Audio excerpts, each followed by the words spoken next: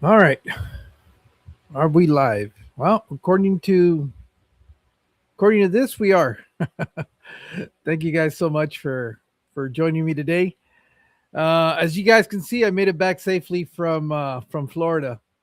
Thank you, Beto, for being here. Hopefully, these are a good 40 minutes, a productive 40 minutes for you, or good use of your time. I was actually working in the fish room trying to find a live stream that would be going on, but it doesn't seem like anybody's going live right now. I couldn't, at least that I could find. Hey, Brandon, how you doing, man?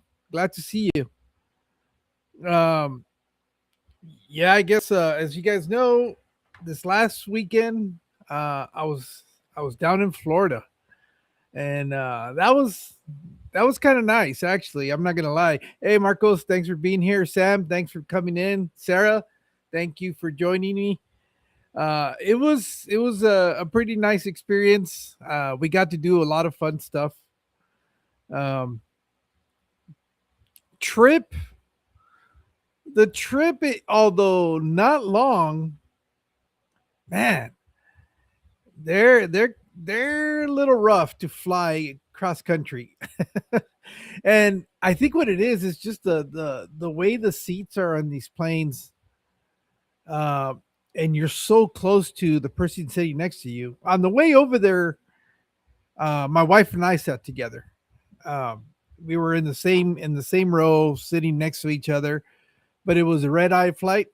So she was asleep and she was leaning on my shoulder, and that's what made it pretty bad because I couldn't go to sleep. I think I might have fallen asleep for about 45 minutes or so, and then I was afraid to adjust myself because she was leaning on my shoulder. I didn't want to wake her up, and so I just had to sit there for what seemed like an eternity. I think the flight was only like 4 hours, and but I was stiff as a board by the time I got off of there. She had a window a seat. I was sitting in the middle, and then there was a gentleman that was sitting on the aisle seat, and he was all right. But I'm too big of a boy to be flying on these planes because the seats are. Luckily, the leg room was nice. I remember the last time I did a flight that long. That was the one. Hey, KM, thanks for dropping in. Flying makes trips worse, in my opinion, but driving when you can't. I prefer to drive. I'm not going to lie to you, although it takes a lot longer. As you guys well know, I do a regular drive almost every summer from Arizona to San Antonio. Do you think you would like to live in Florida? I don't know. I wasn't there long enough to really form an opinion of whether I would love to live in Florida or not. There's a lot of cool things going on in Florida. I got to give them that. The city of Orlando was really nice. I was really impressed. Uh, Only downside, or the thing that became sort of a challenge for us, was the parking. The parking is so limited. Anything you're trying to do, what's up with this weird light? Hopefully, the sun's going down and I have the garage door open, so I have this weird light right around my mouth. Uh, so let me see if I can fix that for a little bit, and then we'll go. Hopefully, when it goes down, I'll be able to scoot under it. Uh, I like Florida. Orlando was nice in the way that everything was about a 2 hour drive. I get it why they call it Central Florida. It made it very convenient to get around. Um, Traffic is not bad coming from LA. I mean, compared to LA, traffic in Florida is. I hear people gripe about it all the time, but I never really got where it was bumper to bumper, and you're dead stop on the highway. That it to me is the worst. I've done that on many occasions. A drive that should be like a 15-minute drive ends up being like a 2 hour drive just because you're stuck in traffic and not moving and nowhere to go. It does get a little congested during rush hours there in Florida, but it never got to that point where you were just at a dead stop for no reason.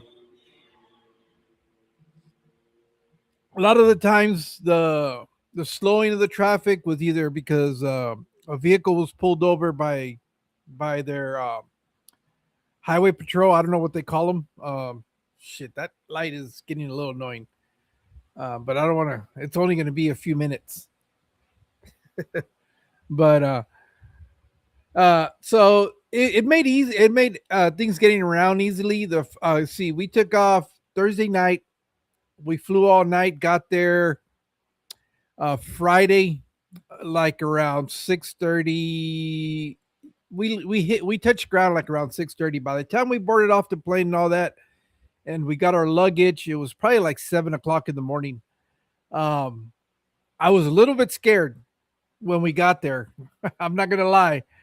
I'm always talking about Arizona heat and how people don't tolerate Arizona heat and stuff like that, and they complain about it. I forgot. I've been on the East Coast. I did my military time in between South Carolina and Georgia. A good portion of that military time was done there, and so I got to experience the humidity that exists down there. But my brain forgot what it was really like, and boy, was that an eye opener. The minute we touched down, like I said, it was overcast. It looked like it was uh rain kind of in the area, but we walked out of the airport. It must have been like 67 degrees, but the humidity was not a joke. Talk about getting hit in the face. Um, you know, getting the hit in the face with that weather. It was very shocking, and I was kind of concerned, thinking that the rest of the time being there was I was going to be hating it. Um, but luckily, it was only humid for a little bit, and once the sun started coming up, it kind of dried out. They had a little bit of humidity, but it wasn't too bad. Um, I can imagine what the summers are like. This is supposed to be winter, so that was pretty interesting to see it like that. Man, everybody decided to come out and play today. Um, but yeah, it was definitely an eye opener to get reminded what humidity felt like. Reminds me of Puerto Rico, crazy humid. I've never been to Puerto Rico, but I'm assuming, yeah, it's it was. My wife looked at her phone and she said it's 67 degrees and it's 98% humidity. I was like, yeah, sounds about right. That's usually the way the South is. Um, it was just a quick reminder, but luckily, like I said, once like around 9 o'clock, 10 o'clock in the morning, it started drying out. It wasn't not nearly as humid, and it actually made for a very pleasant stay in Florida. Um, it's funny because I thought it was kind of warm out here in Arizona, but Florida, I think it's got us beat on the warm winters. Although, truth be told, I guess we got there right after a really really bad cold spell that lasted a few days, and the reason you could tell is because there's a lot of greenery that's supposed to be around the airport, and all of it was brown, like it had been scorched, and probably it froze over, whatever it was. Hey, JP, thank you for being here. I'm just kind of give you guys a little rundown of our trip to Florida since I haven't have really talked much about it. Shy, um, Shy Savage Cichlets, thanks for being here, man. And so that was like our first introduction to Hey Funk, what's up? That was like our first introduction to Florida. I've been to Florida, but it's like I've been to Jacksonville a couple of times. I've spent a lot of time in Brunswick, Georgia, which is just on the border with Florida. Did you get the monsoons you're at in Arizona? No, no monsoons. We haven't had any rain or anything like that. The humidity Usually in August is when that sort of weather hits Arizona. We did get some rain. We there was a couple of times where we got some really really good downpours, and we had some flooding that happened, but not like flash floods more than anything else. But yeah, no, it was really cool. We got there. We went and had to go look for a coffee place. That was the number one priority. Why did you kill all the plants? I didn't kill all the plants. The weather killed all the plants, or maybe it's all the hot air I was talking. But so we went on a hunt for a coffee place in downtown Orlando, and that's when we realized that parking was going to be pretty interesting. I had never seen where they have public parking structures, complete parking structures that are closed, that they're not operational. That was like the weirdest thing. And they were closed because the courtroom was closed, So, but it's supposed to be public parking, and that was something that was kind of like a eye opener for us. It was like, all right. And then the street parking is very limited. It's all metered and all that stuff, but it's very very very limited.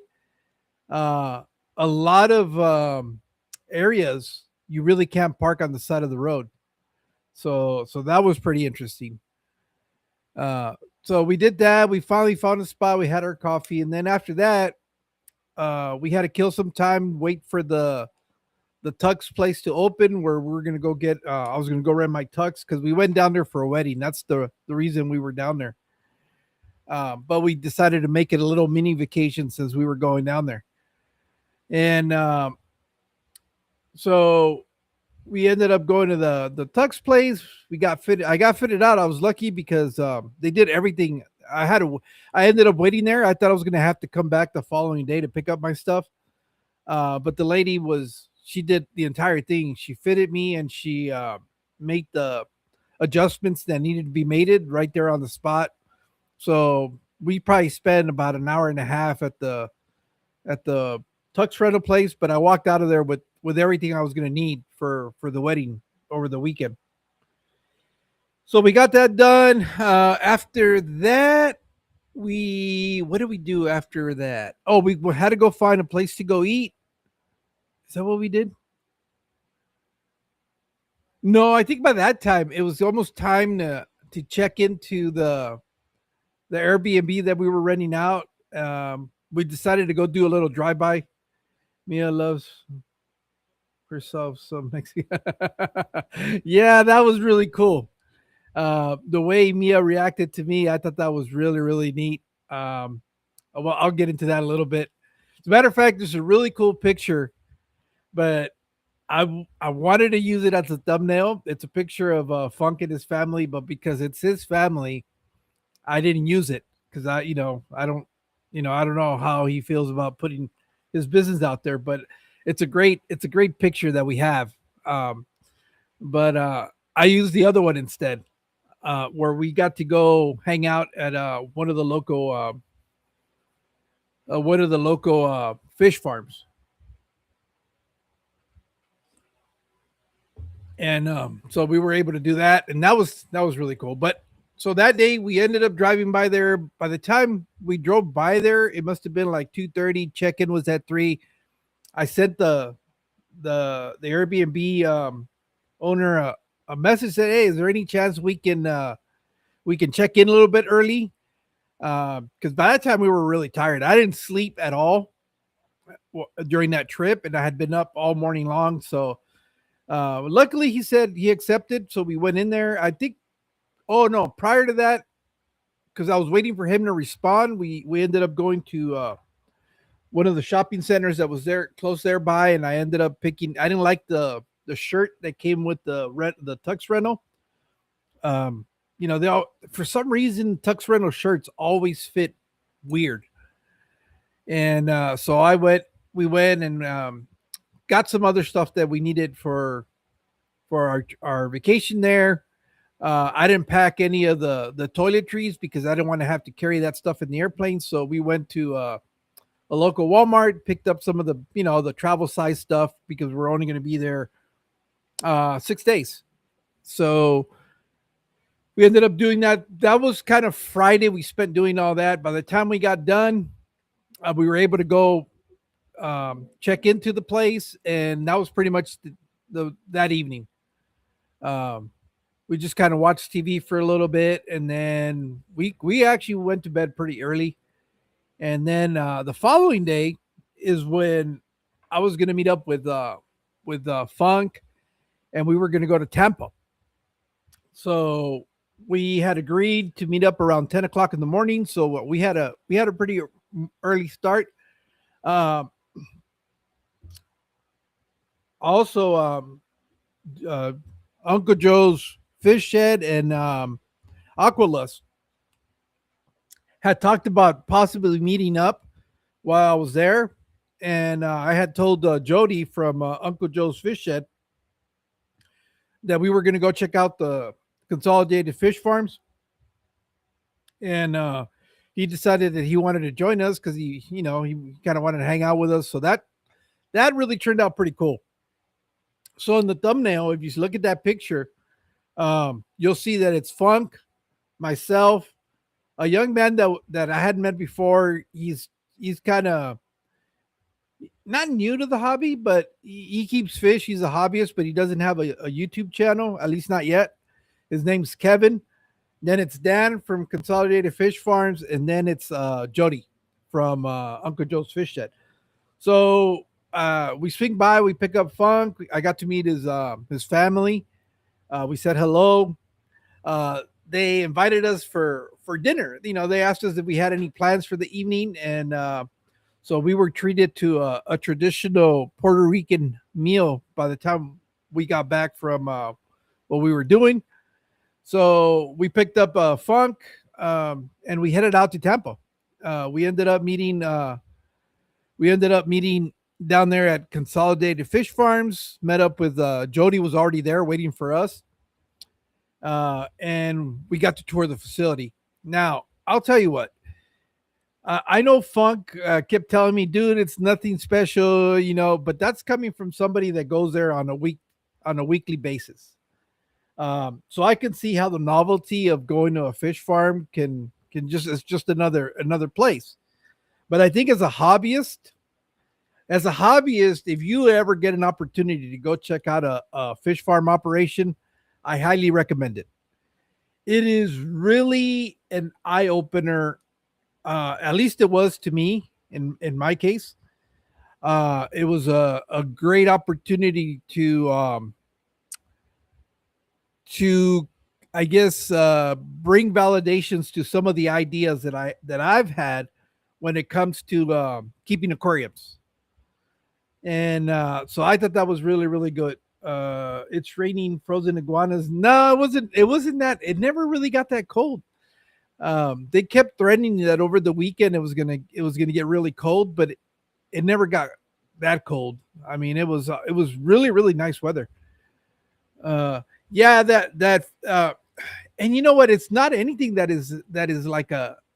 I don't think any fish farm is really going to be like a glamorous thing. It's understanding the operations, seeing the process is what the value is of being able to tour a fish farm. Uh, Getting an understanding on how it is when fish come in large quantities from importers, the sorting process, the I guess the quarantine process, if you want to call it that. Being able to see all of that. To me, the part that I found the most interesting was the actual ponds. Uh, the ponds, seeing how the ponds are run, really, really. Uh, how can I put this? Kind of, to me, in my opinion, gave me a lot of validity to my belief behind keeping aquariums and fish. To be able to see it in person, and all these uh, other cases and other things that sometimes get kind of pushed on us as to the way you should do things really fall flat on their face when you go to a fish farm. Uh, it's not anything that I hadn't seen before in videos, but to actually be there in person is something that is very very different. Um, Let me see. Funk's here. I don't know if you want to join me, Funk. I'm going to send you the link. Um, totally up to you because we can talk about this a little bit. Let's see. Let me invite a guest. Copy link. Sorry for the dead air, but let me send this to him. See if he wants to join me because we can talk about this a little bit. I think it's important that we do talk about it. It's weird how the timing of certain things kind of play out, and it's almost like if I don't know. It's just interesting. I yeah, I'm just gonna say that.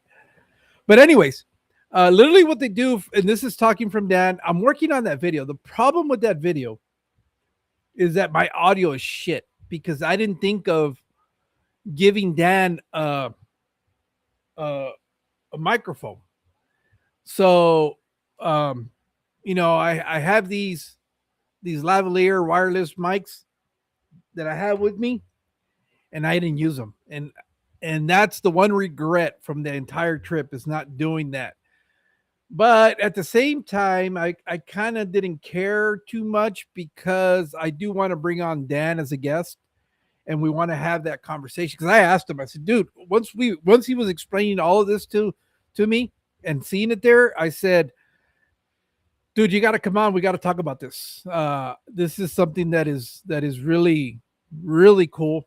Um, you know, at least at the bare minimum, um, it's a discussion that needs to be heard, I guess. And so, but anyways, that was that. So what Dan was telling us prior when that fish farm was there, it was called Consolidated Fish Farms because there used to be several farms around the area. And this was really interesting. I found this stuff. I don't know. I guess I'm sort of a no. I guess I'm sort of a nerd when it comes to this stuff. I find this stuff interesting and fascinating. And I guess I don't know what era or what period in time um, this was going on, but there used to be several families that had fish farms around the area. Because one of the things that's very interesting as we were driving there to be able to get to Consolidated Fish Farms, you go through these new residential areas. You're literally driving through these developed areas, and you're going, "What the hell? How is there a fish farm out here?" But that's just the urban footprint growing and growing, and it's encompassing areas that used to be remote or rural in this case. Well, anyways, what ended up happening, a lot of these businesses were farms that, and from what I understood, like each farm would specialize in, and I hope if Funk comes up here, he can probably correct me on that because he actually works there. But let's say, for example, you would have a family that would say, all right, we're going to focus on reproducing mollies, platies, and guppies. And then you had another farm that said, all right, you can do that, and then we'll do tetras and XYZ. And you had another farm that did another group of fish, and they would all congregate. They would all produce these fish because one, it allowed them to focus on the quality of the fish that they were producing, and it became kind of like a co-op. That's why the name of Dan's place was called Consolidated Fish Farms, because all of them would bring their fish to that one place, and they would consolidate all the fish to be sold at wholesale. Okay, he's here. Let me bring him up. Let me get my headphones on too, because I'm gonna need those. Yo, Hey, what's up? hey, not much. I'm telling them a little bit about Consolidated Fish Farm. I don't know you were listening or not. I was doing PayPay. Oh, okay. How to do PayPay?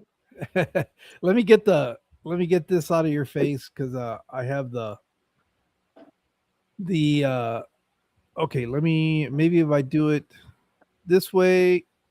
No, I got to get that off of there because it's gonna annoy me the chat off of your face. Okay.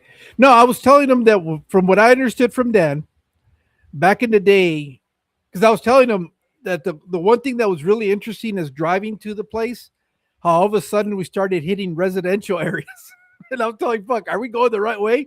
Because you're going to these new developments and you're Yeah, literally driving right in the middle of the neighborhood.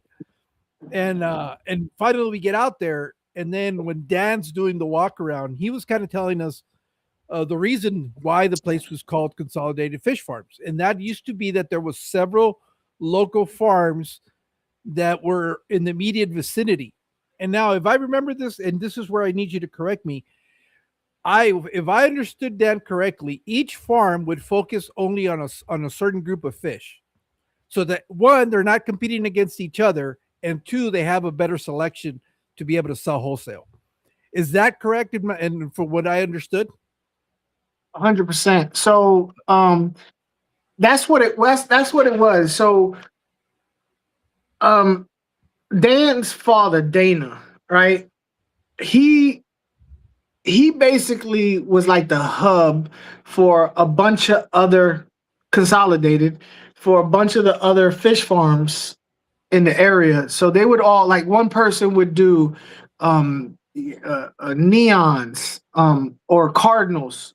One farm would do this, one farm would do that, one farm would do this. Now they didn't just solely do consolidated. They also did, seagrass and da da da da da and whoever, hey, but fuck, yeah, are you on your Wi-Fi or are you on your phone? I'm The on data my are phone. you using your data or are you using Wi-Fi? Remember you said that to remind you to switch Oh it yeah. Let me see. By the way, because you were breaking up. how about now? Okay, yeah, I lost you where you said that Dana that there used to be several local farms and they'd all come to him. Oh, where'd you go? There you are. I do not know what's going on. All of a sudden, everything is getting stupid with my service. You got me still? Yeah, I got you. All right. Yeah, so I don't know where anyway, yeah, they all the farms did individual species, and those farms wouldn't just do just Dana and Consolidated. They would do other places like Seagrass and stuff like that to maximize their selling potential. Yeah, Instead of doing a whole bunch of different species, they specialized in one species and sold to different suppliers. Um, I think it's interesting that you're talking about this because we have had discussions where I was trying to explain these things on our discussions in the past. You still got me? yeah, I still have you. All right. So we've had discussions about the price, buying from overseas and why people get stuff from overseas. We've had these discussions on this live stream before, right? Yeah, Um,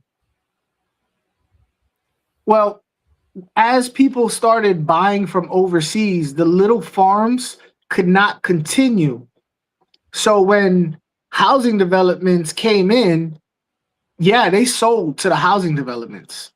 That's why those housing developments are there because um, they couldn't make them. They couldn't compete with people buying from overseas. So, yeah, there used to be nothing. That area used to be nothing but farms everywhere. Those holes, those pits used to be everywhere. yeah, Now, housing developments. yeah. That was really, and it's literally right.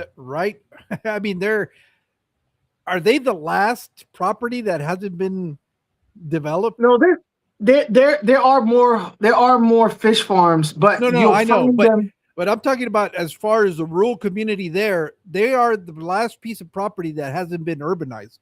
I mean, there's still the farms still exist there. That's what I'm Oh getting at. yeah, yeah. You probably could drive 15 minutes in another direction and find another strange piece of property like that, where it's surrounded by businesses or houses, and then there's a farm in the middle of it. But yeah, they're peppered throughout that area. Even up here in Lakeland, where I'm at, it's the same thing. There's farms up here too. Okay. Yeah, I know you But were mentioning that, and especially there's like plant farms, right? That's all they do is grow plants.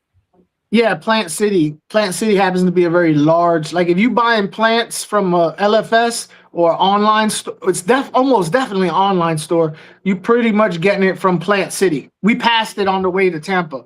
It was right outside of Lakeland. Yeah, Yeah, yeah. No, I saw the signs for Plant City, but it's actually the name of the city, right? yeah, Plant City. Yeah, you Now, was getting even. are they just doing aquatic plants, or they're doing like house plants and just anything that has to do with plants? They do house plants too. A lot of Oh, house okay. plants, trees, bushes, shrubberies, and they go throughout the whole country. Yeah, But because I they know do during aquatic the plants too. pandemic, the plant hobby went bananas. It blew up, and you would hear people buying $1,000 plants, and they were flexing that they got this rare variegated plant, and I was like, "What in the world are people spending their money on?"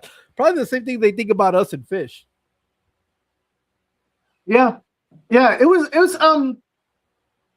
It's like you were saying. Like I was saying, like, oh, like it.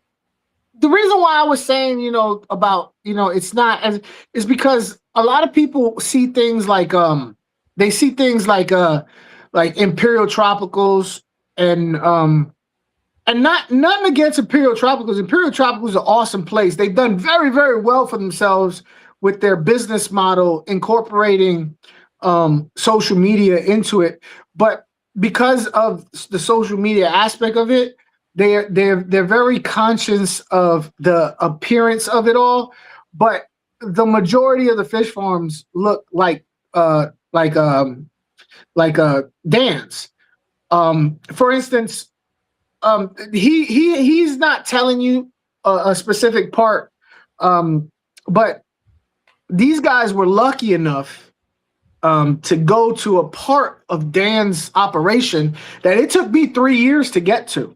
Oh yeah, I remember that. It took me 3 years to get to that back area. I had to And really prove that I was not there for any nefarious reasons, because, a lot of them old guys, they're very weary of social media, and of people doing gotcha videos. You know what I mean? Um,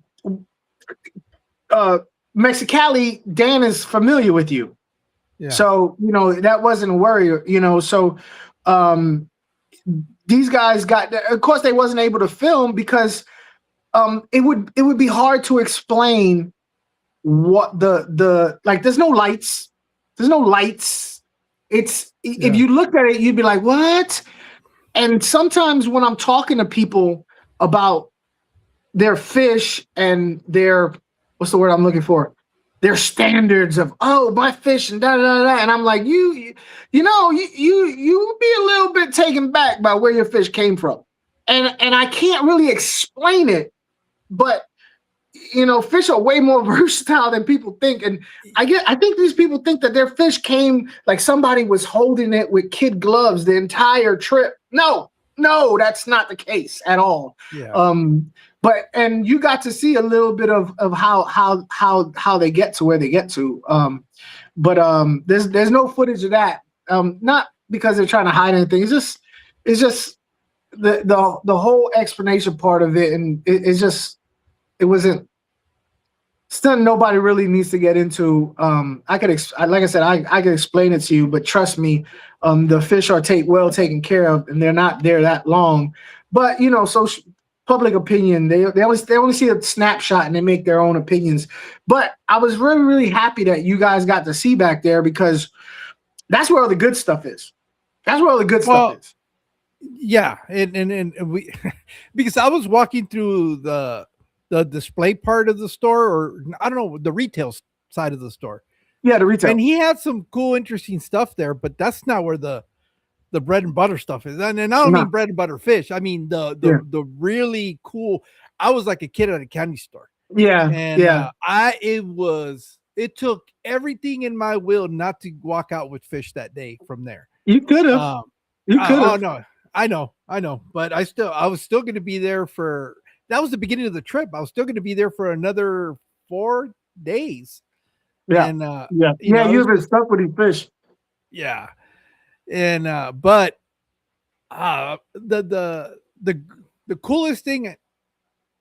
Oh wait, I don't know if I can talk about those, huh? What? The the ones that he had there, the that I wanted, but he's got to. Oh, Are those? I mean, we can say he's got these very awesome live bearers that Yeah, he's gonna be showing at one of the events, and after the event, he's probably going to be breeding them large scale at his facility, and having offering them to LFSs on a wholesale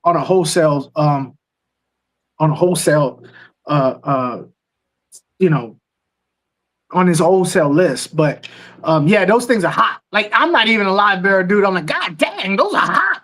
I ain't gonna well, lie. the thing that makes them really nice is they have these iridescent colors on them that you Yeah, don't see on anything else, and I think that's the special. Other than if it didn't have that iridescence, you would say, oh, it's a regular. I've seen those before, but it's that part of it, and it's a lot of people say that yeah, the light has to hit it a certain way to be able to see those iridescent colors. we Not were in on the these. dark. Yeah, and they were really popping. It was like, and I was like, wow, these even they were so cool that my wife said, I want these. My Yeah, wife doesn't like fish, and she was like, yeah, yeah, you can get these, but obviously those I'm gonna have to wait on those because yeah, it's a project, but yeah. they're So they're gonna be hot when they drop. yeah, It is a live bearer, but yeah, Mika was make saying, him. He had the opportunity to see a fish farm in Florida. Um, and like you were saying, like I have trouble explaining. Like, I do filters, I do water changes, I do all that stuff because that's just the way I keep fish. But while I don't do the natural aquarium, um, I there's validity in it. There's validity in that. You can't say it's wrong or it's da outright, because there's proof in the pudding, from the way people have been doing it for generations upon generations in this country. I was pissed off, to be honest with you, when I first saw the Florida ponds, because I was raised to believe you had to spend hundreds of dollars to keep fish alive. And I was like, these mofos dig a freaking hole in the ground, and that's where these fish come from, that the stores are telling me that I'm supposed to spend all this money to keep these fish alive, but they came from a hole in the freaking ground. That's some bull. But yeah, I was amazed by it. It definitely opened my eyes to a whole new possibility. And then I really started thinking about the science of water and the ecosystem, and appreciating everybody's takes on keeping fish, the high tech and the low tech. I could appreciate it all. You know what I'm saying? yeah. The one thing that was interesting, um, that was there is that I guess the water table is pretty high in Florida in general. Oh, but what I was talking about earlier that I found really interesting is that when the farm existed there, and this is something Dan was telling us, they could dig 2 or 3 feet in the ground, and they would hit water. Yeah. And what I mean that is they could dig a hole that was like 2 or 3 feet deep, and the water would start seeping up. When the housing started being built around the area, the demand on the water table was noticeable, because now instead of having to dig a few feet down, all of a sudden now they were digging, what was it, like 12 feet down, to be able to. Well, no, it's not 12 feet. It's more like, honestly, though, from the top, it's like in between 4 and 6. To be honest with you, Okay. till stuff starts pooling up. And even then, like that area where we was at, because of all the construction, a lot of that is even built up. Like, you know what I mean? Like, Yeah. so had it not been built up and it was flat ground, you probably could have got away with 4 feet. But yeah, it's anywhere around 4 feet to 6 feet. You have to dig. Like you wouldn't have to climb down too far before you got. Like you could probably stand, put your feet in the water, and you could still look at the top of the. You know what I mean? Still look at the top of the grass. Yeah. So yeah, and the one thing that I was really interested in, and this is something that I've always known because I've raised fry from this, but is the whole idea that a sterile tank is a healthy tank that gets blown out of the water there. That whole concept is completely blown away. Yeah. Really the best water is green water. That's because that's what those ponds were. They were green water. If you're trying to grow out fish, there's nothing better because it's not this whole idea that they're going out there and throwing fish food into these ponds. That's not really the case. They're kind of set them and forget them. I know Beto was saying that he wanted to know what kind of fish they were breeding. At the time, all he had was his. Well, here's what happened. Remember, I was telling you that I had gotten there and they had just gone through a really hard freeze, like days before we hit the ground. And in the process of that, because they lost some fish at Consolidated Fish Farm, because how cold did it get there? And for how long? See, that's the thing. I'm a northerner, so for me, I was like, is it really cold? You know what I mean? I was like, but how cold did it get, babe? It's like 33 over. 33 at night. So for us, it was like nice. But how long for down here? That's huh? How long was it 33 consistently for? How many days? Oh, it was a couple days, like a handful of days. But yeah, that was it. But only 4 hours a day. But for 4 hours, but for here, that's devastating. You know what I mean? For a couple of days, out of nowhere, these fish, these people, they're not used to these plants. They're not used to it. Yeah, I was gonna say the big difference between the weather out there, because we get down in that range, but like I've always told you guys, it's very gradual, and it just goes by steps. There, like I said, we went out of the airport. It was 67, 98% humidity. By 10 o'clock that morning, humidity was probably at 40%. It drastically changed, and it was warm. I don't think I had a hoodie and a light jacket that I took just in case it got cold. Never had to use them the entire time. Short sleeve shirt, and I was regretting not taking shorts because I ended up taking long pants, thinking it might be cold. I was hating the fact that I didn't take any freaking shorts. You know, so I could see how changing the weather so rapidly doesn't give the fish the time to adjust. Well, anyway, so what ended up happening, I guess this is the biggest loss that they've had, right? And I was asking Dan, I said, well, how often does this happen? He goes, this is the first time ever that they've experienced that, because they keep their fish year round outside. So that was also pretty interesting. Even in the wintertime, when it happens gradually, the fish can adjust, or they'll pull the fish out of the pond. Like they know it's coming. They're like, okay, well, this time of the year, when we start pulling fish out to sell them, let's not replenish that pond until this particular day in the year of spring, in the springtime. But as they pull fish out, they just don't worry about, replenish, like adding male, hey, instead of putting the breeders back in, let's go ahead and sell these breeders or whatever. So they kind of have a system. But when it goes like it did, they didn't have there's no system for that. That's the only other natural disaster that happens like that are hurricanes, you know what I mean? Storms. Yeah, and But as even far as what they grow, what they reproduce there, I know it was some. They had some mollies, I guess, that they had out there. He also does some cichlids, right? That he keeps in those yeah, ponds. That's usually what. That's mostly what he lost, though, right? It was the cichlids. yeah. So cichlids. So out here, just let me tell you, because like you said, every farm does different stuff. Um, Dan will dabble in different types of fish, to see what plays.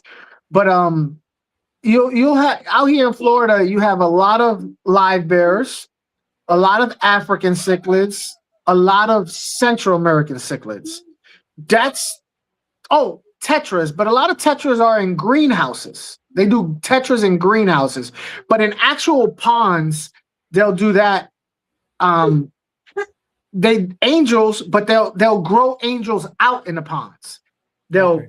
breed them in the greenhouses and then put them in the ponds to grow out.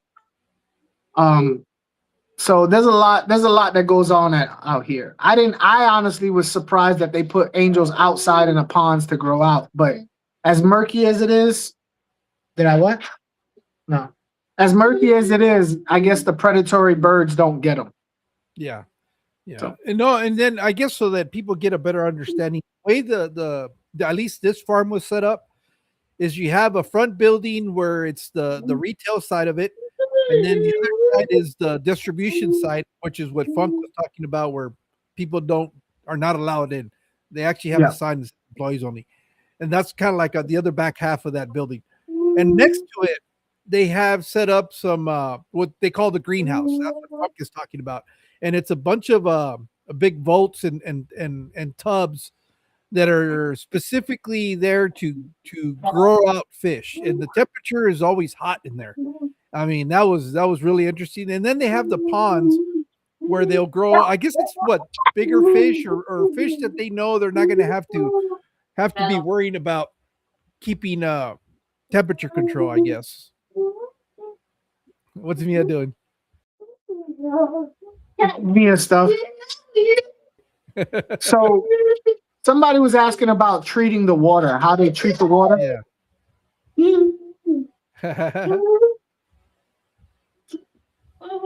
So there's Mia. Go out there with mommy. Go out there with mommy. Come on. Well, she knows you're on a live stream. She wants to be on the live stream. Yeah, she's gonna do this running around in a circle and she can. Hold up. Yeah. I don't know. So the water that goes into the greenhouse is from a well, and you can smell a lot of sulfur. It smells like eggs. That has to be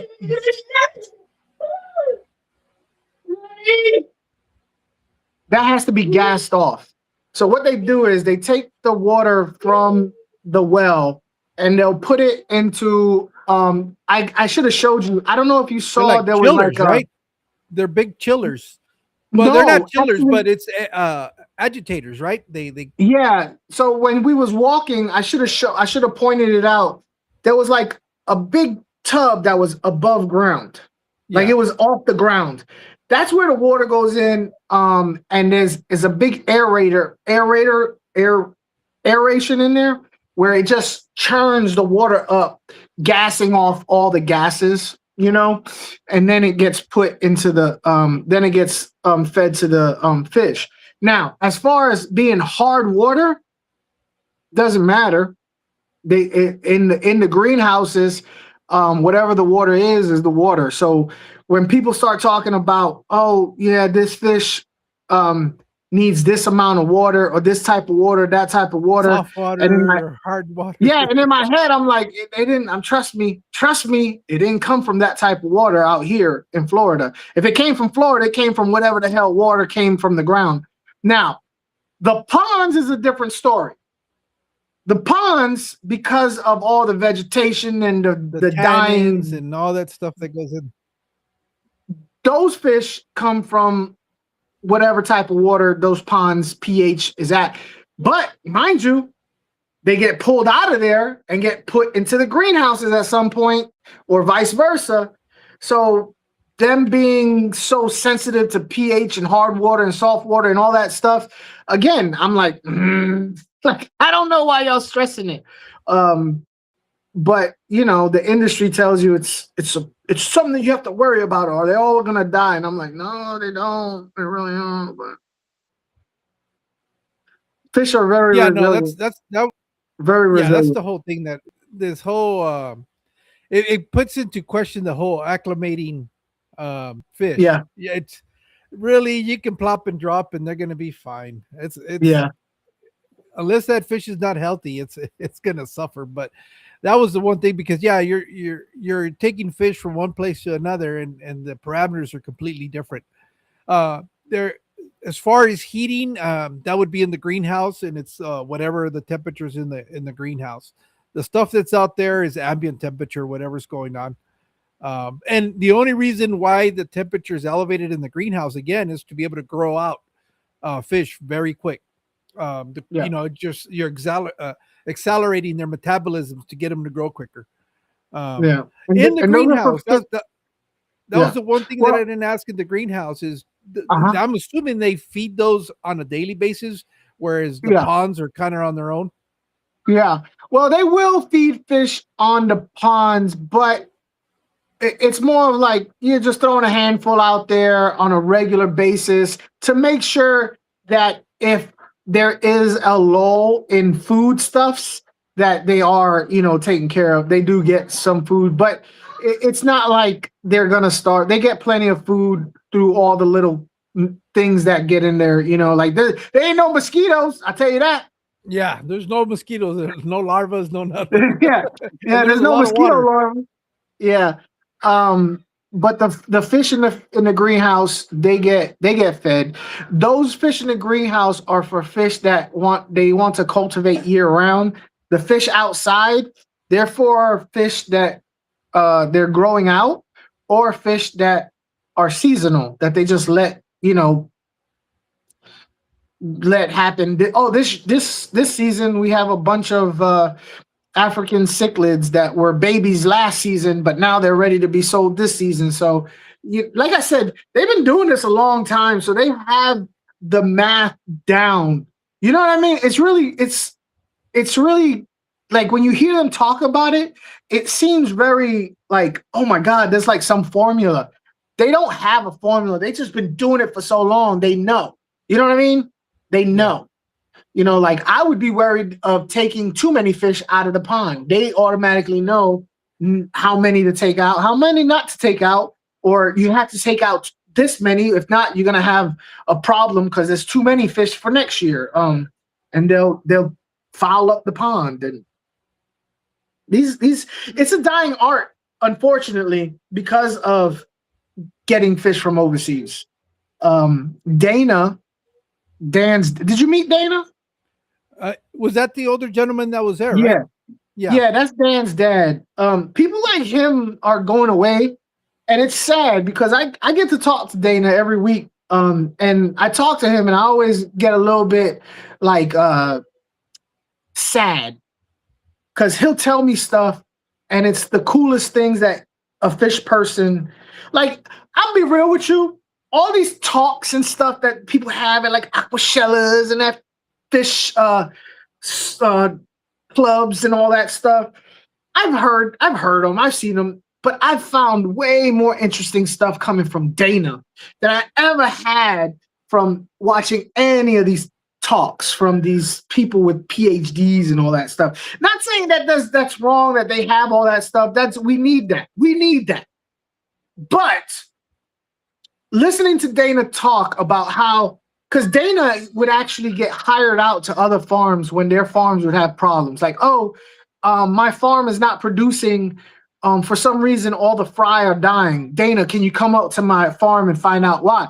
They would pay Dana. He would go out to the farm and do some Inspector Clouseau crap and figure out what the problem is. And like he told me this one story where he realized from their pipes were producing ions.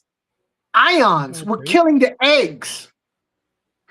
Bro, ions, really? Like, I would have never thought that. I would be like, oh, your male's infertile, or, your water's too hard, or you're too soft, or, something. You got to, no. He found out that there was ions in the goddamn on pipe. So, you know what I mean? Stuff like that. Or putting salt in the water for discus causes them to grow a little crystallization around their giblets where they can't, where they can't produce Yeah.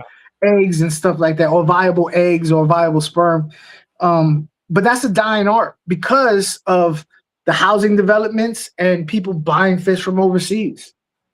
And pretty soon, even Dan ain't gonna be able to fight off big money forever.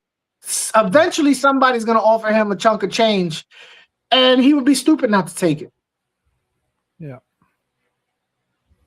Yeah, it's just, but I don't know. As far as a hobbyist is concerned, I really appreciate it being able Yeah. to experience that. I think if anybody, if ever given the opportunity, do it. It's really an eye opener. It really Yeah. changes a lot of your perspective as what we might have as an idea of how to keep fish. It's just, and I don't know. It's just, I think overall, just the learning the procedures and all that stuff Yeah. really is valuable. It definitely gave me appreciation for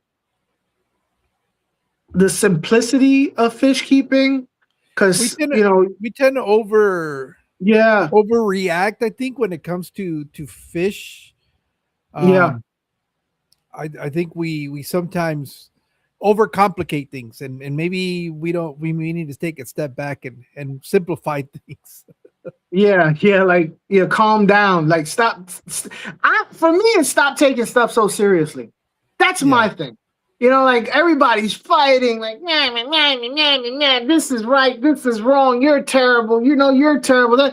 Bro, like, yo, chill. It's not that serious. They grow these things in puddles. Stop. For real. Stop being so hateful and judgmental. These things grow in puddles.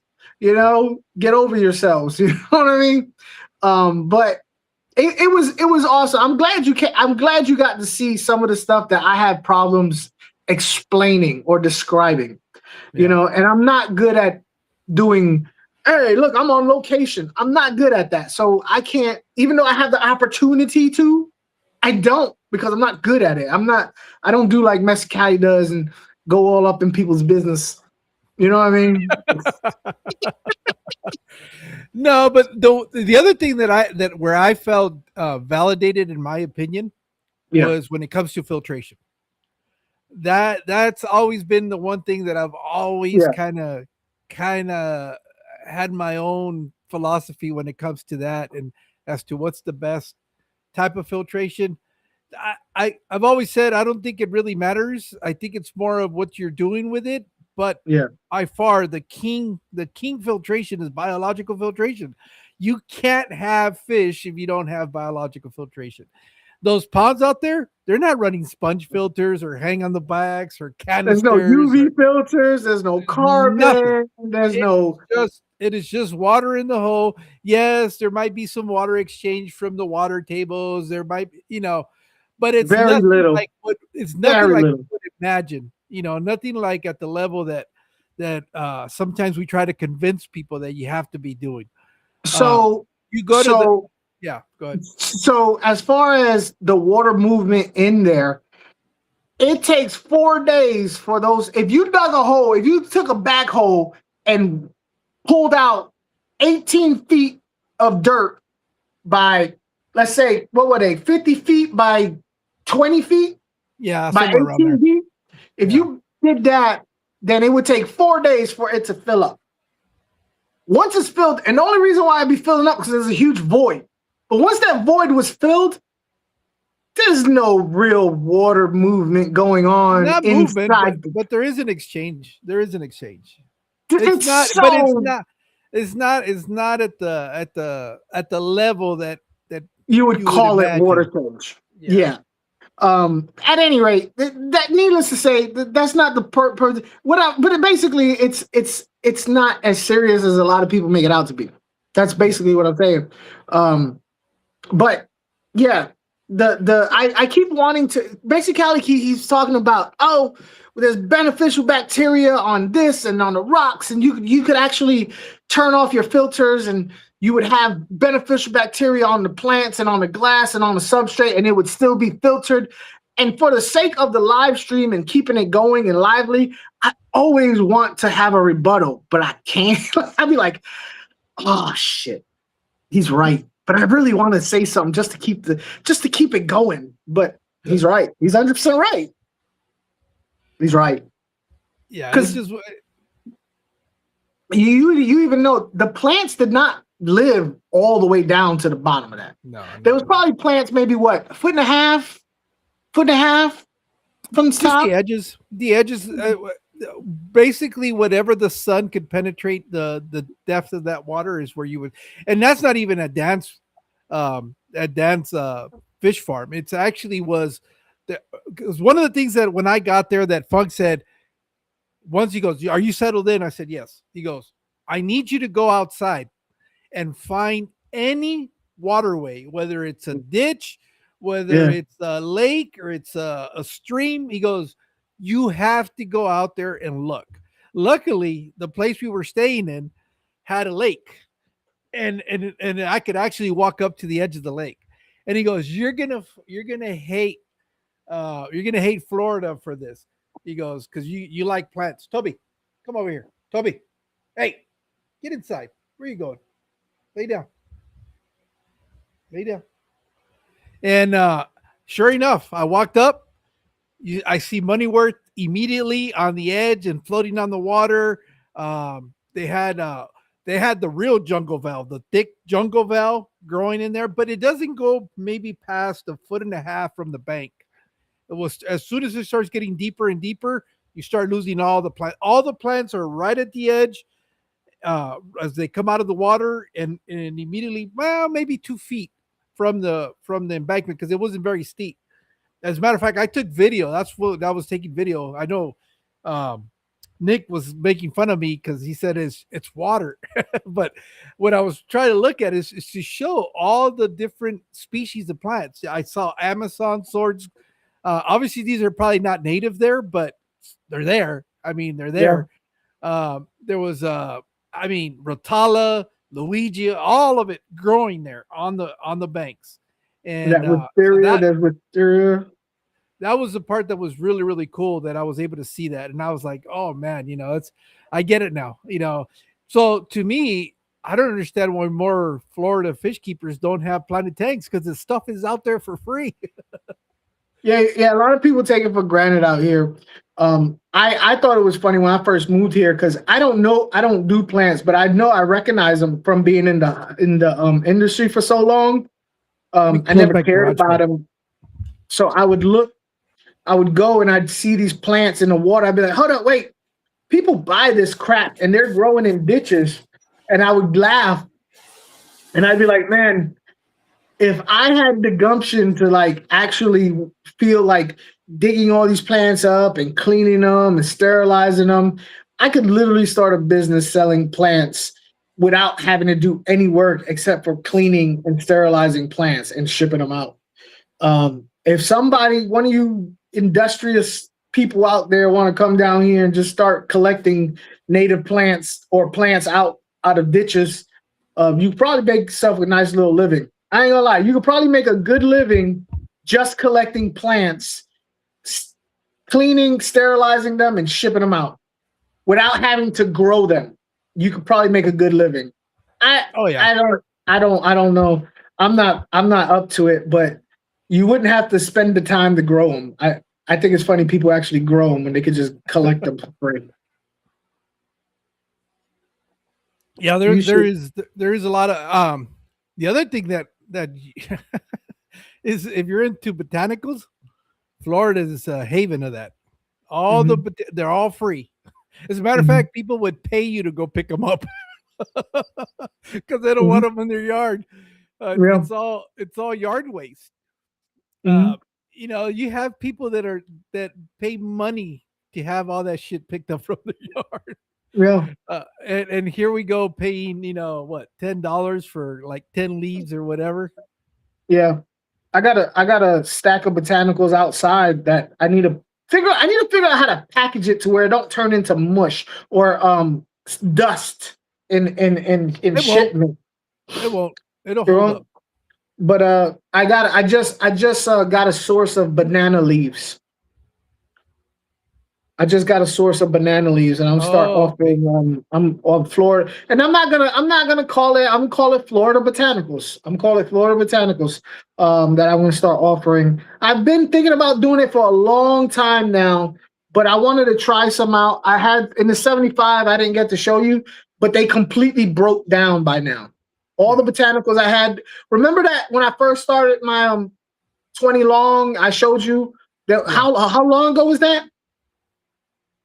I don't know. You About said you like two, the 3 the months, palm something like leaves? that. Yeah.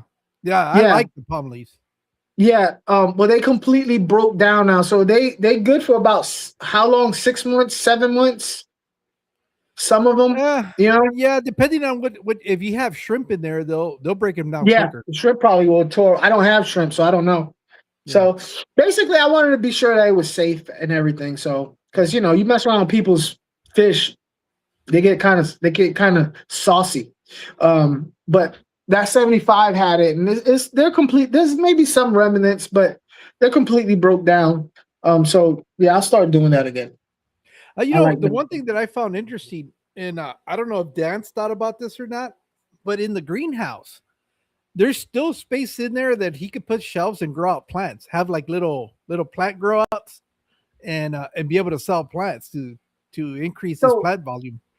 so he was thinking about doing plants at one time, but to do plants at volume, Scale. Yeah. at scale, and sell wholesale. For instance, okay, Mhm. so let me give you a little insight on how Yeah, he's much. not going to compete with the farms that do that. Yeah, it's like so one of those little cups. Just to give you an idea, one of those little cups of the basic. Let's Rotala. call it wisteria, right? Okay. That Yeah. if you buy a pack of them, right, not individual, but you which most places do, they're probably spending around $1. So Per plant. you have to do this whole operation, and you get this chunk of plants out, and maybe there's 20 things, so you just got $20. Think about how much space. You'd have to do a whole hell of a lot of those to actually make a living, and he basically would have to abandon everything to just go full in on plants. Yeah. You can't Plant, pass it. plants is one of those things where if people really realized the markup on plants, they would be pissed off. It's Oh kind of yeah, like buying popcorn at the movie theaters. We're yeah, putting it like that. yeah, yeah. The markup on plants is good. It's a good markup. Um, It's a good business. yeah, it's a good It's better business. It than really fish. is. I'll tell you that much. There's a better profit Yeah. rate margin than fish. Well, you want to know why it's better than fish? They die a whole lot less. You don't have to feed them. You don't have to do water changes on plants. You know what I'm saying? You don't have to medicate them. You know what I'm saying? I mean, shoot, you could use tap water without dechlorinator. You know what I'm saying? Like Yeah. they're just so easy. You don't have to worry about temperature too much. In fact, you don't have to. High temperatures is a bad thing. Yeah. So, yeah, plants is And pretty. and then the other thing Now I is want to do here, here's the thing though. At the farms, they're not growing them underwater. They're growing them immersed. So, you have abundance of CO2. You know, it's just yeah, there's there's a reason why people that just sell plants are doing well is because there is a way to so. profit from it. Yeah, Sweet Johnny says, but if you're a good gardener, You only have to buy once. Yeah, Yeah. that's another thing. You don't have to restock. You only have to buy once. Here's where You the know? catch is, and I was just talking about it. A lot of these plants are grown immersed, Yep. and they'll pick them from there, send them to the wholesaler. The wholesaler doesn't keep them long enough to convert them. But they'll take them a while for them to transition from immersed to submerged. A lot of the times when people get these plants, and if they don't know any better, they would think the plants are dying, and their instinct is to try to pull them out. They don't understand that these plants are going to a transition. I did that with Amazon swords. I don't know how many times until I finally learned that all it was doing, it wasn't dying, it was going through a change process. Yeah. Crips is another plant that's notorious for doing that. And but I don't know. I wouldn't say there's a lack of information, but a lot of the sellers are not Misconception. yeah, a lot of the sellers are not going to necessarily give up that information for free. It's yeah. So just to give you an idea, because I worked in the wholesale and in retail. So the plants come to the wholesaler, but at the farm, like Mexicali said, they were immersed, right? Immersed, Immersed. above ground. They were above Yeah. ground, right? They get put in a bag. Maybe they're damp. Their roots are damp. Their roots are wet, and maybe they're moist from the air. It's a very humid environment. They get put in a bag, right, without water. They get sent to the wholesaler. The wholesaler will put them. Sometimes will put them in water, but a lot of times they will keep them the same way. In all actuality, the wholesaler, if they're smart, will keep them out of water because it's better for them anyway. Then when it goes to the LFS, it gets sent out of water, just in a bag full of air, ambient air. And then at the LFS, then it gets put in water. So really, that plant has never seen water until the day it showed up at your fish store.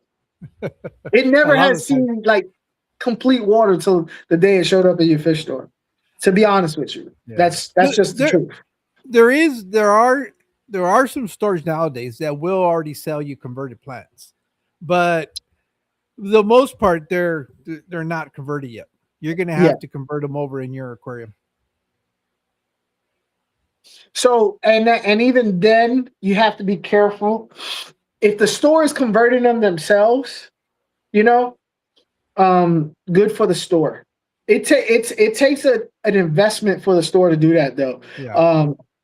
The wholesalers are not doing it. I know when I was doing wholesale, I used to get LFSs ask me, well, are your plants immersed underwater?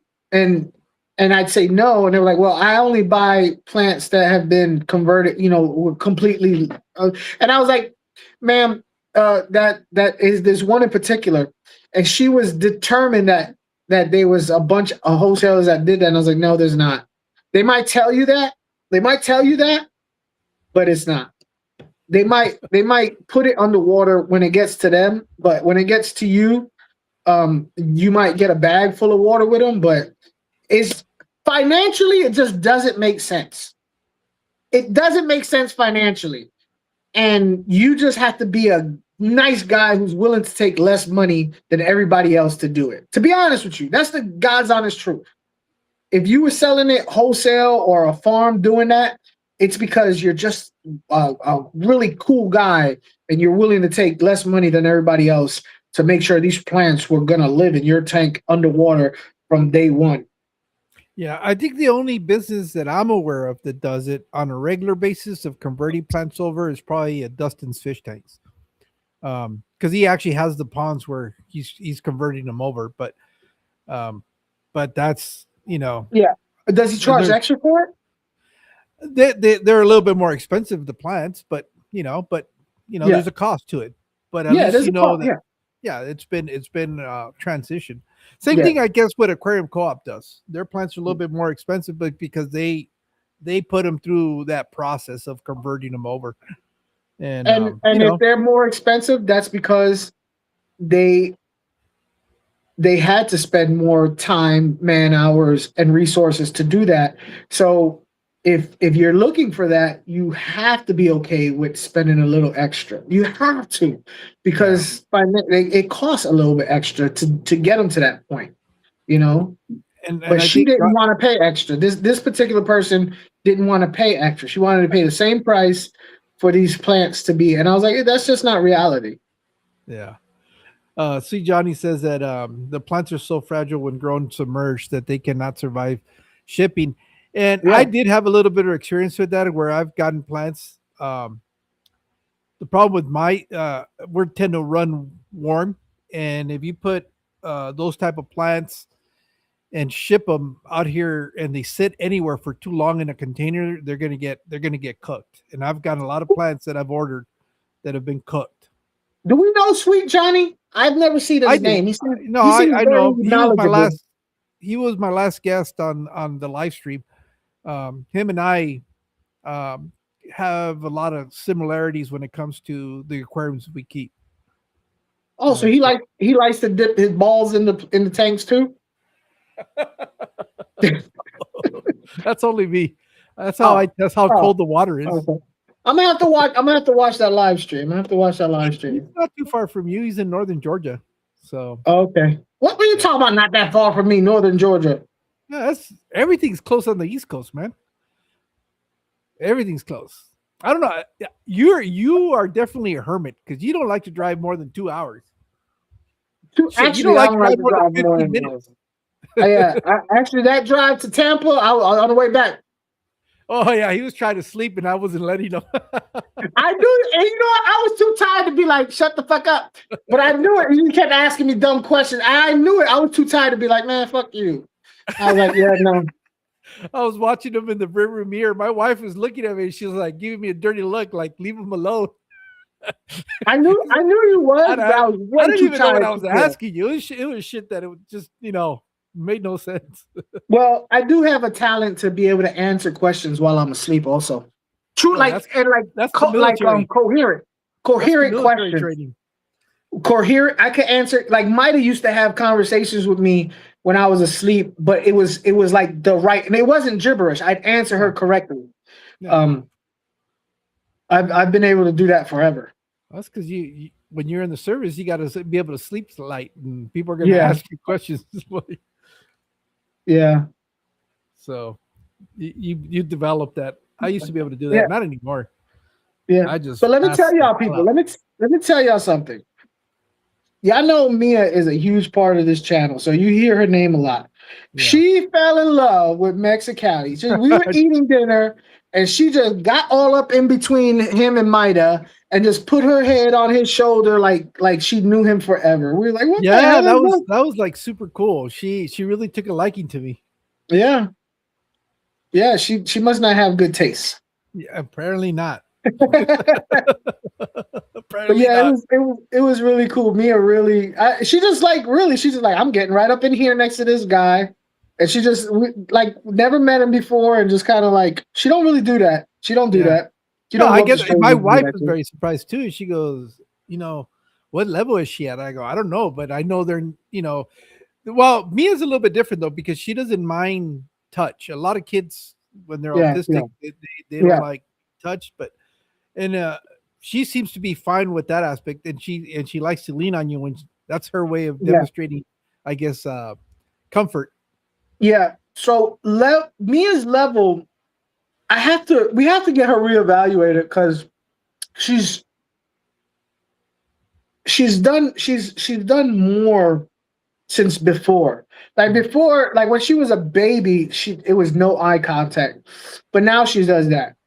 She used to not acknowledge her name, but now she does. So I don't know the level she used. And now, while she doesn't speak, she will communicate with us other than speaking.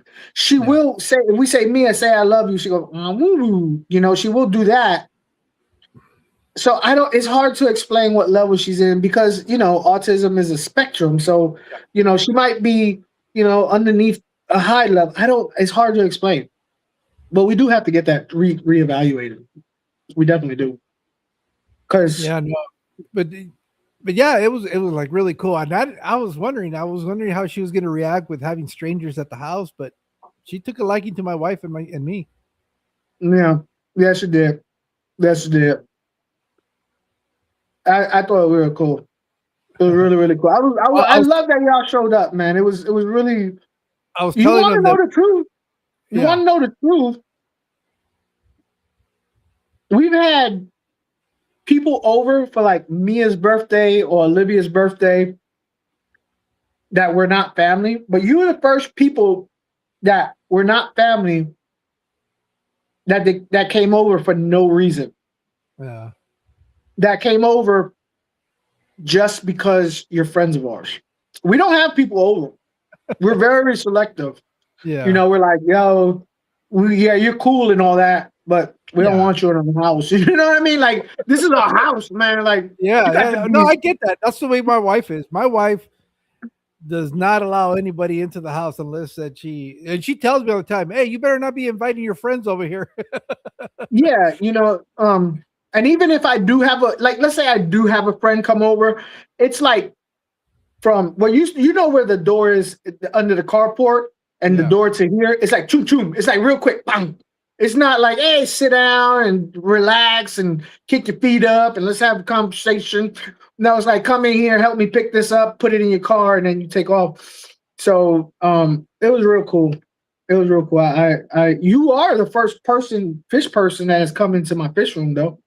yeah. That was. You know what? I was telling my wife. I said I screwed up. I didn't fucking film your room. We got Oh caught up yeah, doing other stuff. I we didn't film the room. we didn't do anything. It was, but you know what? That's that, and I was thinking about that actually yesterday when you was here. Not once.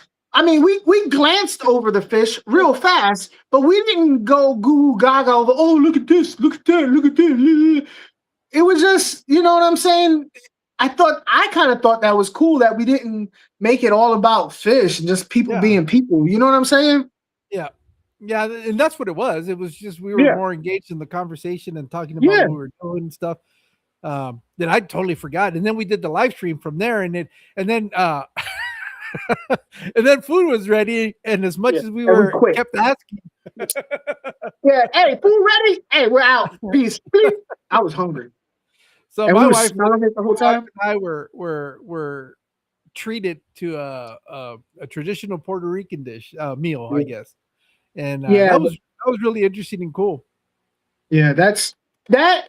And you was asking us, and it was funny because you was asking us if it was a everyday meal or a special meal. And to be honest with you, it's like it was an everyday meal, but when it's a holiday or something, it's the same stuff, but just more. Like we'll Okay, have like that for everyday meal. Well, probably not without not everything, but it's like little bits and pieces, and then on a holiday we'll just have everything. Like all the different things. Um, but I'm because glad you can say that, huh? we do have like holiday dishes. I mean, like for example, you can eat tamales year round, Yeah, but in most families, tamales are almost kind of like the holiday season kind of dish. You really? know, yeah, you have them for Christmas and New Year's. That's typically when the family will make them. You can go out and buy them in the street year round, but but there's and the other ones Homemade are ones? what we call Yeah, buñuelos. Buñuelos is basically like a what can I? Oh, you can think of it like imagine a deep fried tortilla with salt. I mean, with salt, with sugar and cinnamon on it. That's what we call buñuelos. Those are typically a holiday dish during the winter. That's like a dessert that you'll typically have during that time of the year. Champurrado. Champurrado is like a hot chocolate, and that's but it has masa in it, which makes it real thick, and that's usually around the holiday season where you usually have that stuff. So there are certain things like pozole and menudo. It's a dish you eat year round, but it's kind of like what you were saying. But the holidays, it's also a holiday dish. they put a little extra during the holiday. During the holidays, Yeah, it's a little bit extra. Yeah. But no, I was really, I was glad you guys could come through, man. It was really nice to meet your wife. You know, it was really cool. You know, it was really cool. We went to a whatchamacallit. What the hell was Club meet. that in Tampa we went Club to? A club Yeah, meeting, club meeting. the Tampa Bay Aquarium Society. Yeah. It was a full day. I mean, the farm took up most of it, but then we got to go to a club meeting, which that was really cool. I was telling Funk that all of a sudden I've kind of started collecting club meetings. Yeah. And as a guest, not as a guest, as a visitor, because I've been to the ones in Phoenix. There's two big ones in Phoenix. I've been to the one up in LA, and I've got to go to the one in Florida. So little by little, I'm starting to put together a series of club meetings, and that's something that I never really thought about. But now that it's happened more often, it's maybe something I need to look into when I plan vacations. If I'm going somewhere, see if they have a club, and two, if they happen to have a meeting. Yeah. Because it's always cool to go in there. The other thing that was really cool is I got to meet other people. You know, I got to meet Ryan from Wild Tanks. I mean, I know him, but to actually meet him in person, that was kind of cool. And then I got to meet Josh, which is Kelly Trans. He came up to me and he goes, "Hey, you're Mexicali, right?" And I was like, "Yeah." And so that was kind of cool. And and who knows who else was there that just was being shy and didn't come up and say something. But there has to be more people. Florida, you guys are everywhere. The content creators. Yeah, it was cool. I like that. I like that the actual club. I was impressed with the club, and maybe I don't know. It's changed. Maybe I'll give it a second chance. I know when I first went there, I didn't like it. I didn't like it the first time I was there, and I've talked negatively about clubs in the past. But just that little, I had a good experience with you there. Yeah. So maybe, I got to rethink the whole club thing. I do know the only other experience I have with clubs is the one that I know the president of the one that this guy's the president of. So I question that whole club just by their president. You know what I'm saying? Yeah. Nick. The whole club is suspect because they voted that freaking dude as the president. So it took me a while to figure out where you were going with that. Yeah, that whole club. I don't know. You got to question their choice, their sanity, or you picked this dude. Really, you picked him. So there's something wrong with the whole damn lot of y'all. They had to choose from. Is that what you're saying? Yeah. But I don't know. I had that watching people actually get deals. Oh, that was a new one for me. That was cool to me. I enjoyed watching people. I love when people get deals. I love when people come out on top.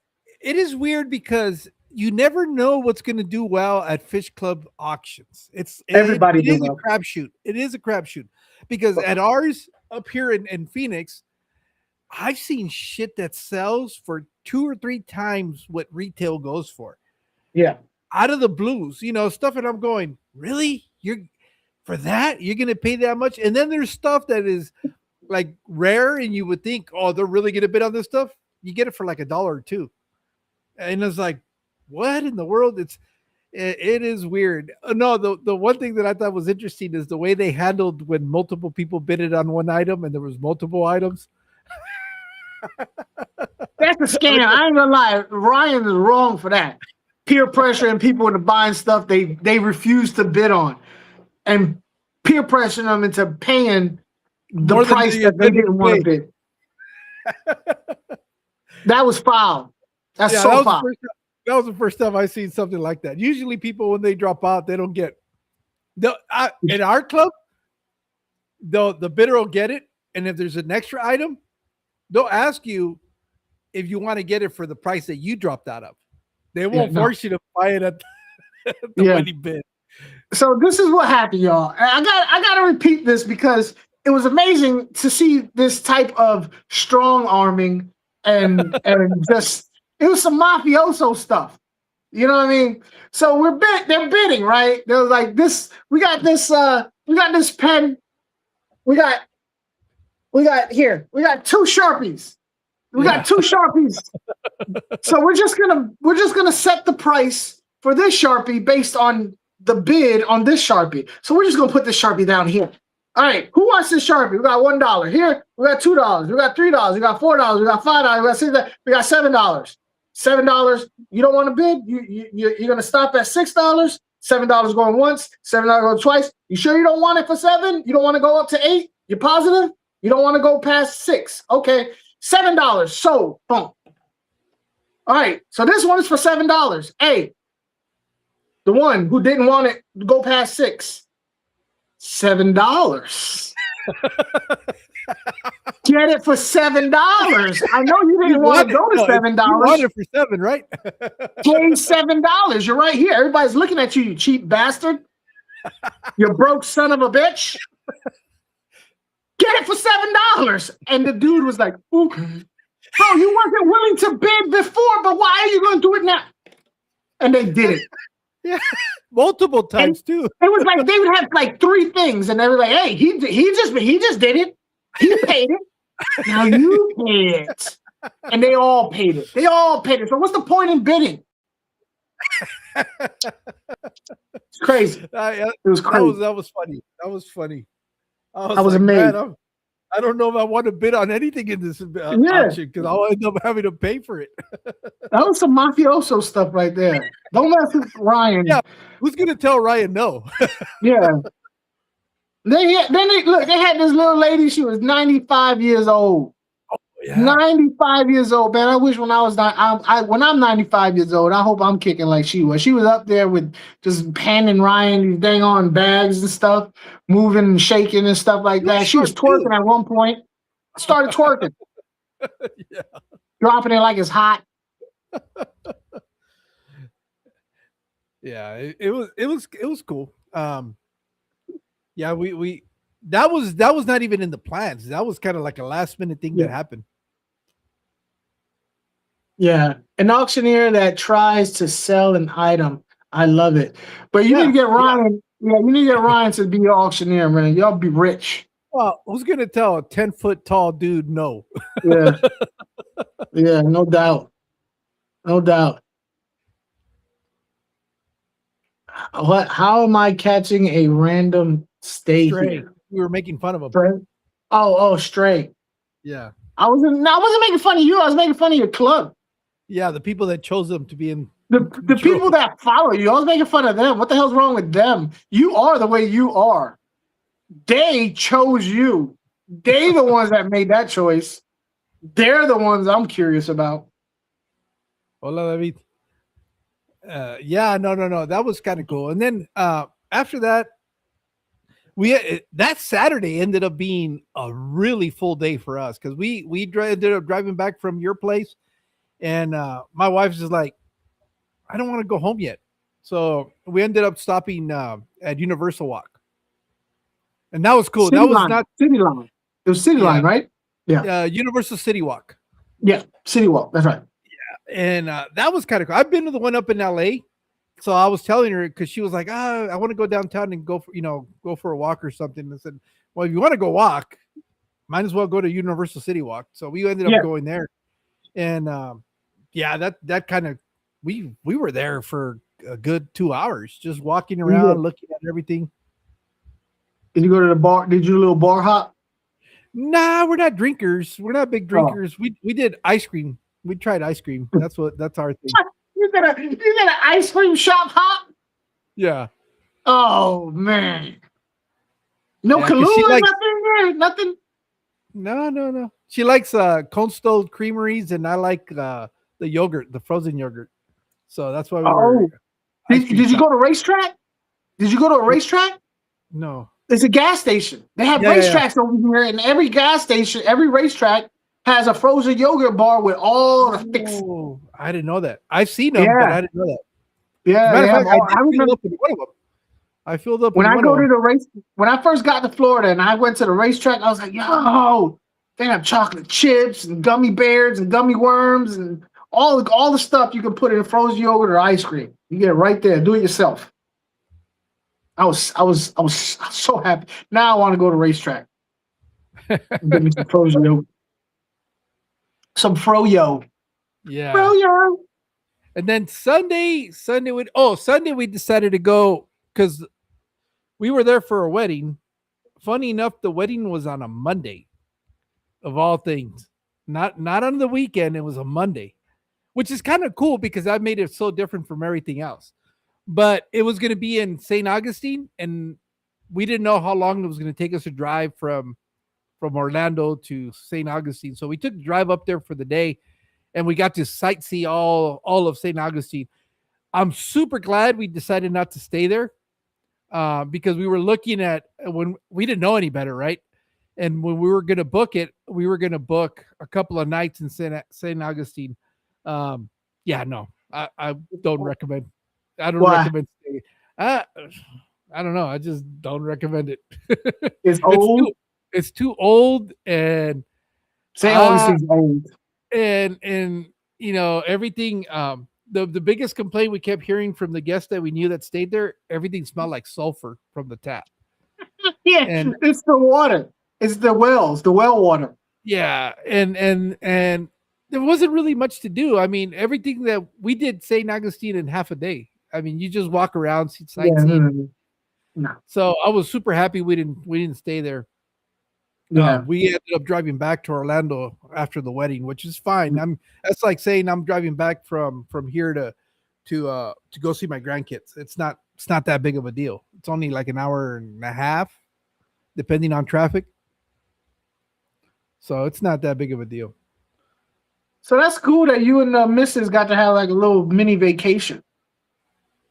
Yeah, and then Monday we went for the wedding. Tuesday, if I had thought about it, we didn't think about it till like it was already late in the afternoon, probably like 2:00 or 3:00. My wife said, "Hey, how far is Miami?" And I said, "I don't think it's that far. I think it's only like 2 hours, right?" It was probably like 2 hours from you. Yeah. So it's like, well, we could have drove down there. I said, yeah, but I didn't think about it. So, but I know we'll definitely go back. We're going back to Orlando, probably maybe next year, depending on how the cards play out for Aquashella. Yeah, Orlando's a good. It's right in the middle. Everything is about 2 hours.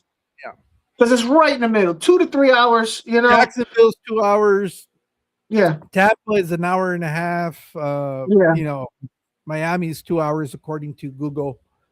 Yeah. Fort Worth's about an hour and a half. So yeah, Yeah. everything that.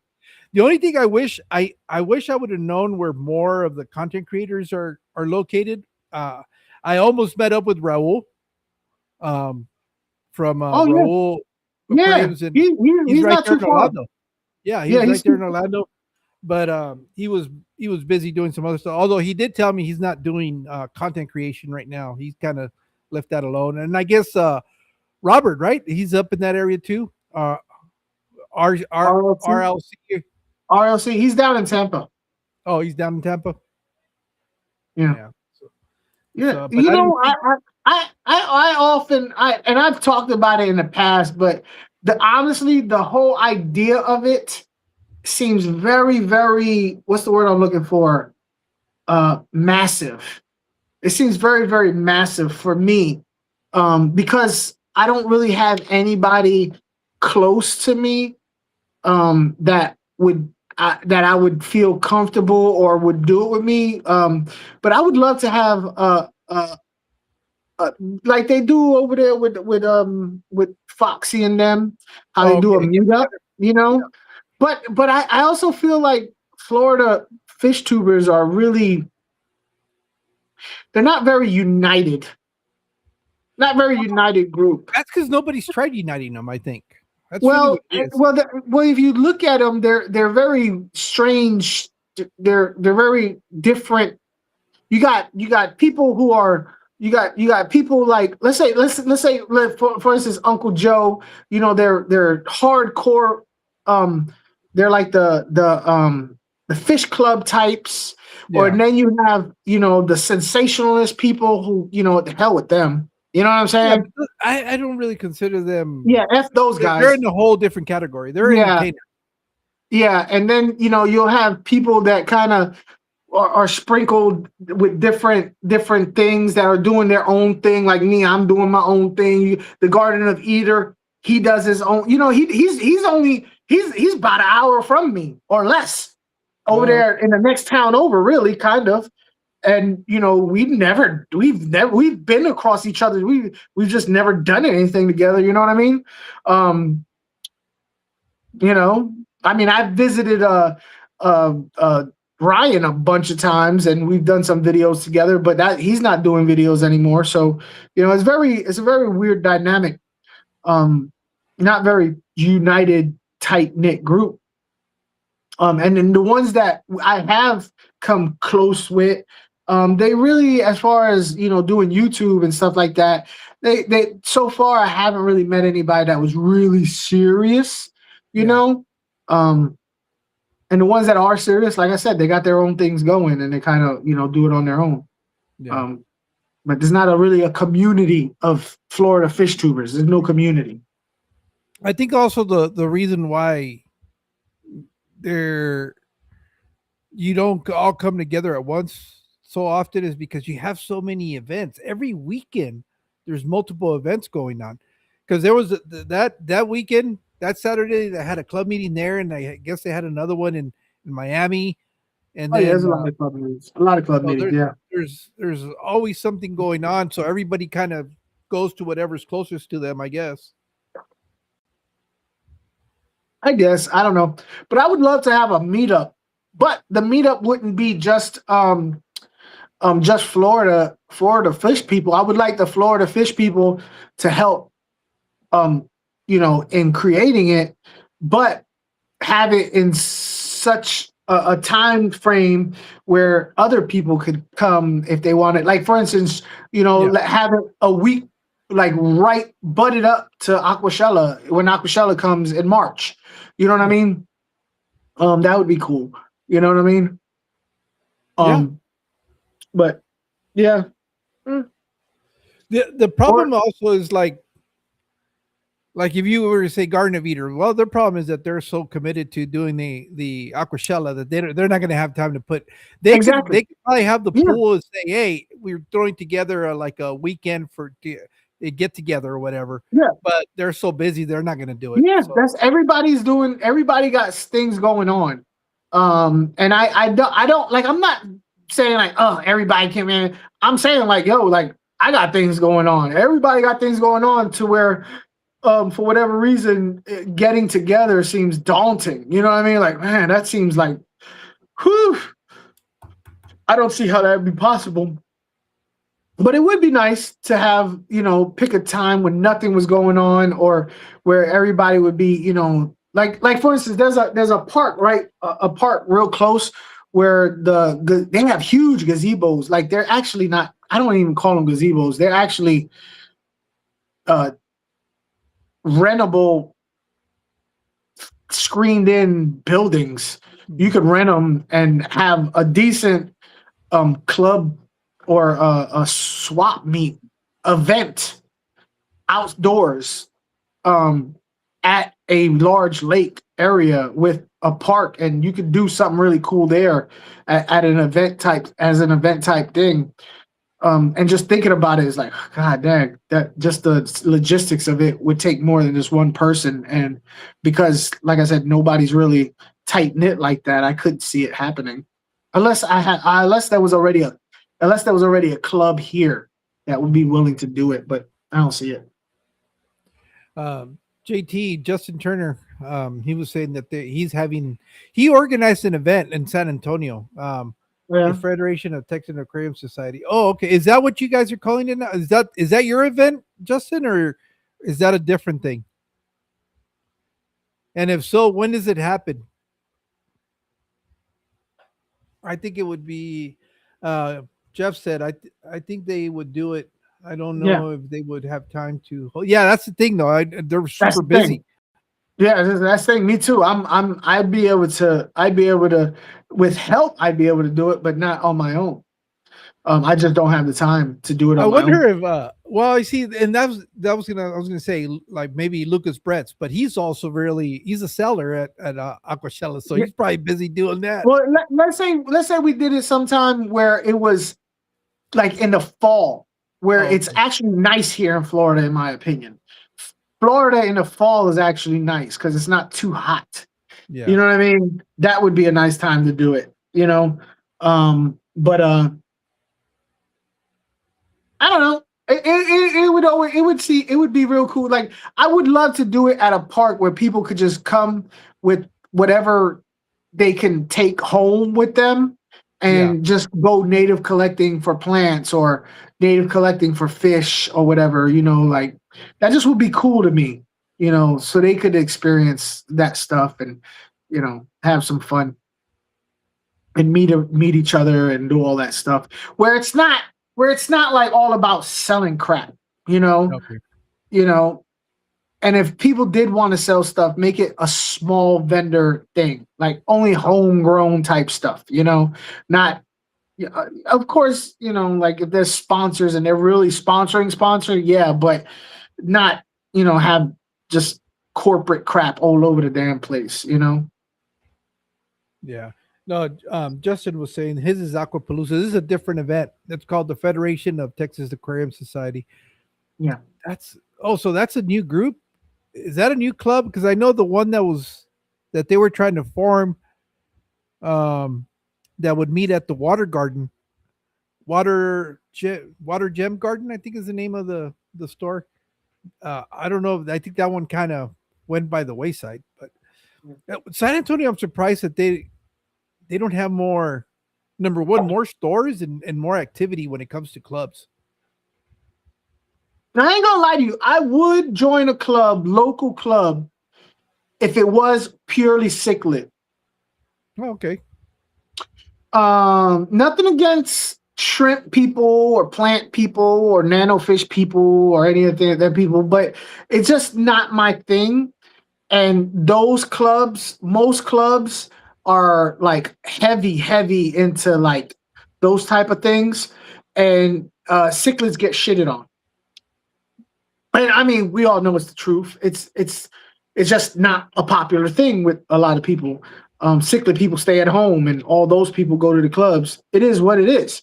But Yeah. if I could get a purely cichlid club, whether it be African cichlids, Central, South American cichlids, apistos to predator haps, if it was a cichlid club, I would love to join that. Love to join that. Whether it be angels or discus, Yeah. badasses or venustus, that would be awesome for me. In all honesty, I would be stoked to join a club like that.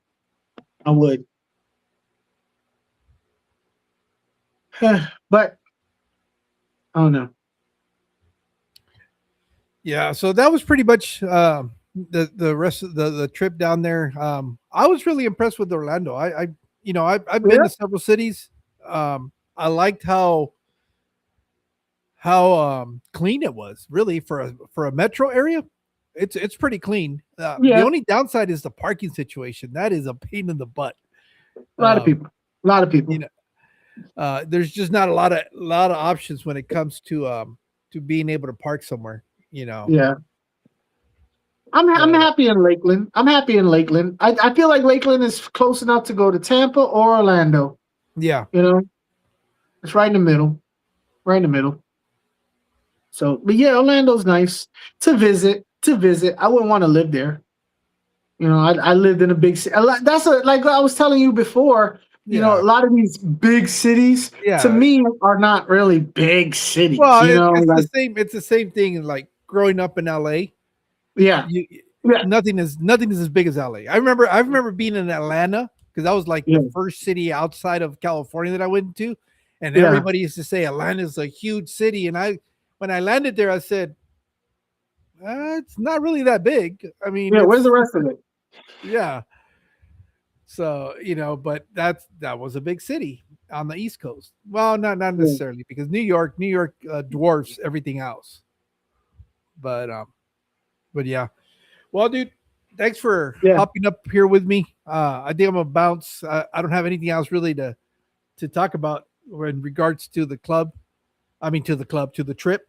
Other than hopefully it's not the last time. I know it's good. Well, I'll be in the East Coast more frequently. Well, I don't know. I gotta wait because there's some shit going on in the country right now that might change our plans.